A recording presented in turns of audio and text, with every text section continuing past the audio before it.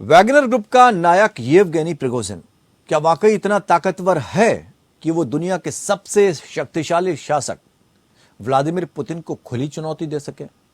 Prigozhin के भाड़े के 25,000 लड़ाके क्या इतने सक्षम हैं कि वो रूसी सेना के अधिकारियों को बंधक बना लें? और क्या रूसी सेना इतनी कमजोर है कि इन 25,000 लड़ाकों के आगे घुटने टेक दे और तख्ता पलट हो जाने दे? ये कई सवाल हैं जो रूस की महाशक्ति वाली छवि को कमजोर कर रहे हैं। साथ ही वैगनर ग्रुप की ताकत और तकनीक किस हद तक मजबूत है, इसकी तस्दीक करा रहे हैं। आइए जानते हैं इस खबर में वैगनर ग्रुप के इतिहास से जुड़ी हर जानकारी को।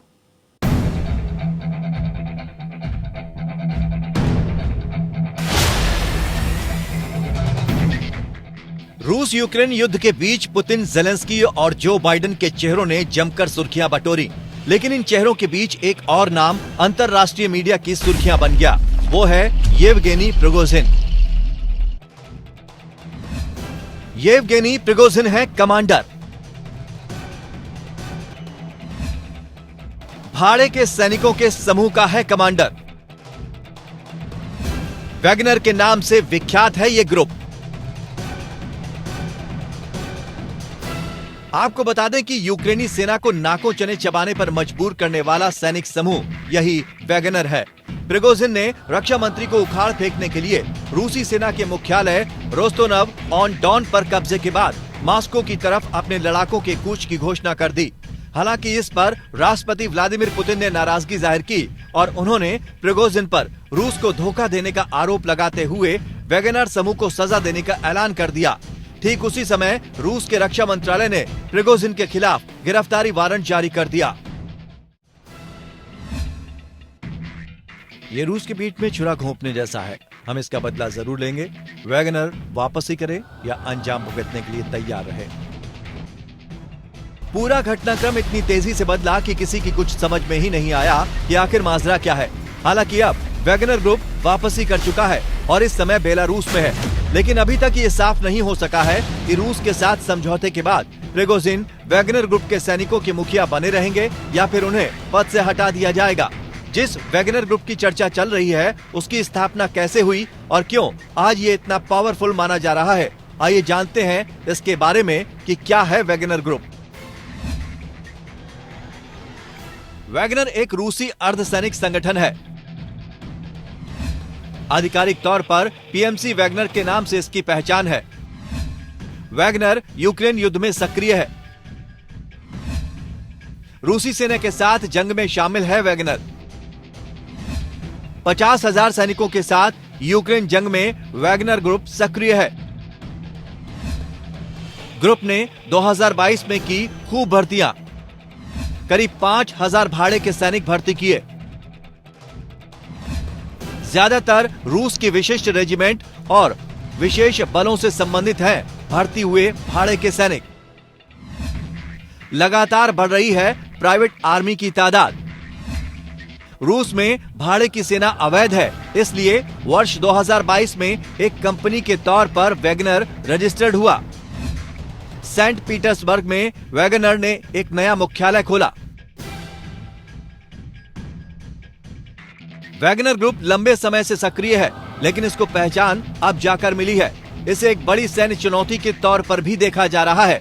हालांकि यूक्रेन में रूस के समर्थन में खड़े अलगाववादियों के समर्थन में ये अर्धसैनिक बल हमेशा खड़ा रहा, लेकिन रूस को क्या पता था कि उसका खड़ा किया हुआ सैन्य बल एक दिन उसको ही आंख दिखा देगा। पिछले कई दशकों से सक्रिय वैगनर ग्रुप को किन कारणों से पहचान मिली, आइए जानते हैं। वर्ष 2014 में वैगनर को मिली पहचान। पहले एक गुप्त संगठन था वैगनर। ज्यादातर अफ्रीका, मध्य पूर्व में सक्रिय था यह ग्रुप। वैगनर के प्रमुख हैं येवगेनी प्रिगोजिन। वैगनर ग्रुप पर देश का कोई भी कानून नियम लागू नहीं होता। खुफिया सैनिक समूह के रूप में जाना जाता था, जो अधिकांश अफ्रीका और मध्य पूर्व में अधिक सक्रिय था। पूर्व रूसी सेना अधिकारी दिमित्री उत्किन भी वैगनर का हिस्सा रहे हैं। दिमित्री उत्किन वैगनर के पहले फील्ड कमांडर के तौर पर जाने जाते हैं। रेडियो कॉल साइन के नाम पर रखा गया है इस समूह का नाम। वर्तमान प्रमुख एक अमीर व्यवसायी येवगेनी प्रिगोजिन है। पुतिन का शेफ के तौर पर प्रिगोजिन की पहचान।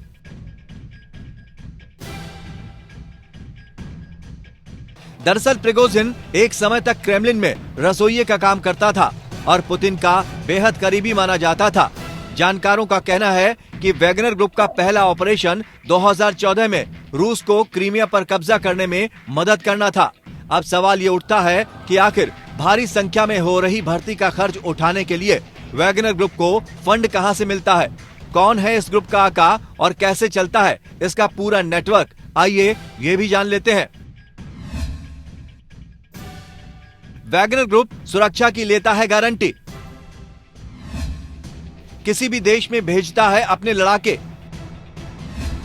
खदानों की सुरक्षा की लेता है गारंटी। आतंकियों से सुरक्षा में वैगनर का इस्तेमाल।